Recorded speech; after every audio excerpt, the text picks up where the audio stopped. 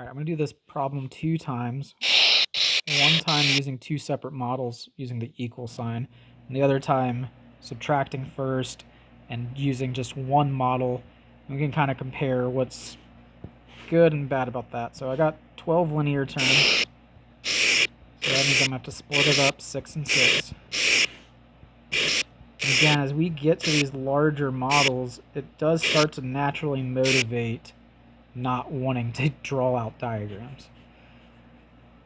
So then we have an equal sign, so I got 13 dots, which again, I'm going to try to make them a square, so 13 dots. It's kind of like a 3 by 3 square, but with 4 extra dots. Alright, so that's my 13.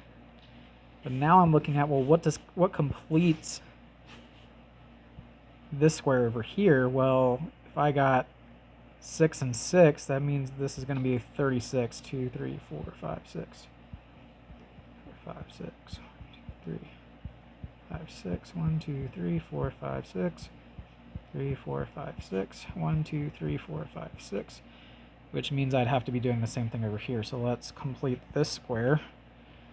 And then 1, 2, 3, 4, 5, 6, 7, 8, 9, 10, 11, 12, 13, 14, 15, 16, 17, 18, 19, 20, 21, 22, 23, 24, 25, 26, 27, 28, 29, 30, 31, 32, 33, 34, 35, 36.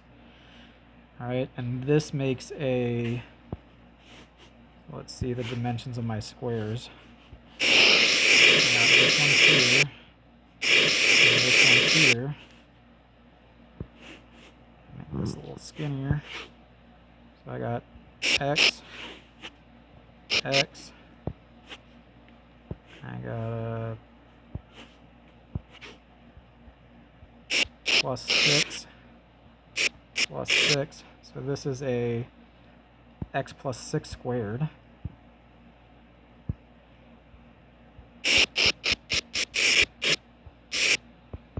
And then this length is 7 and 7. So it equals 7 squared. Which you might just say, oh, well, then x is 1. Right? 1 plus 6 squared, 7. All right, or you can think of square rooting both sides. X plus 6 equals 7.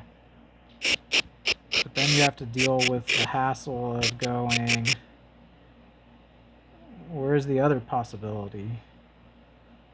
What's the other one? So I'm going to actually, well, we can kind of keep this in our memory. So you guys know as instructors, well, there's -7 also. This could be -7 and -7. It's not a super fun thing to explain, so I'm going to kind of keep this in our memory bank. I'm going to do it again. But this time, we're going to imagine...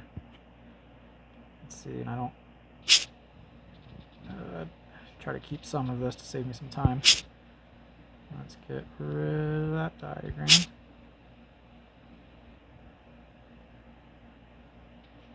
This is going to work out kind of neatly. Let me add in this piece. So I'm going to subtract 13 from both sides, which, to be clever, I'm going to say minus 13 equals 0. I wouldn't show that to students. That's just me being lazy. So I have -13. That means I need to take away 13. But remember, our goal is to still maintain kind of a square, so we make that regular hexagon thing. So I'm going to use orange, and I'm going to use like X's. So I'm compensating. I'm losing 1, 2, 3, 4. I missed 1, 5, 6, 7, because I'm sweeping out a corner. 8, 9, 10, 11, 12, 13.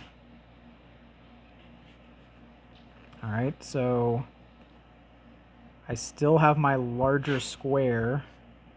Right, this big square is still x plus 6 squared. Alright, and I'm still going to take this guy here even the one that kind of cuts off a little bit, I'm taking this and I'm going to rotate it and move it here. So I'm adding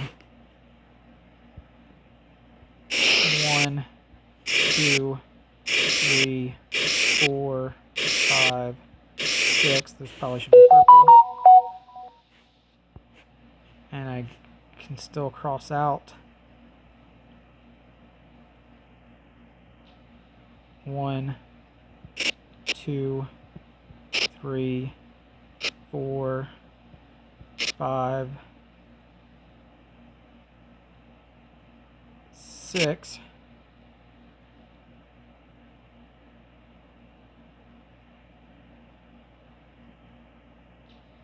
And I even have like a negative.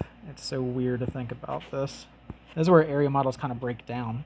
But this does actually show we compensated an x here. Alright, so there really is like a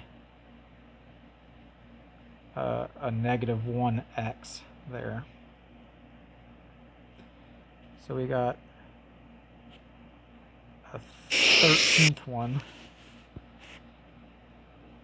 here.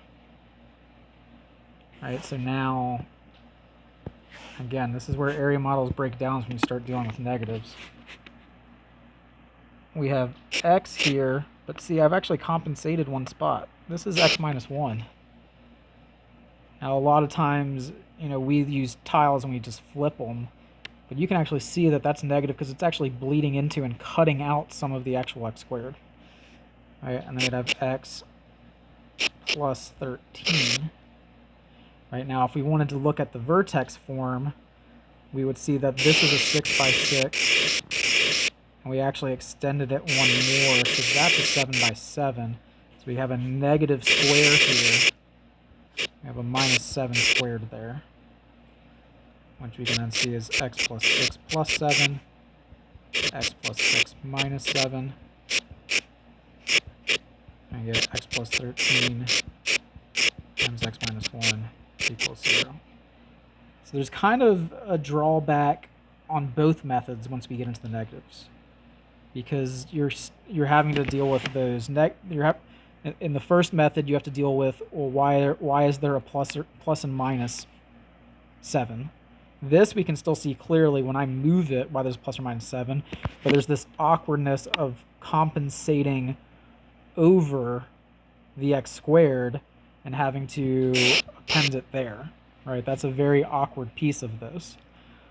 But if students get good enough, really what I want to get them to is from here and comfortable enough in the algebra to go there. And that actually isn't hard to do. So we'll do one more where I'm just doing that, because that's really where I want to get my kids.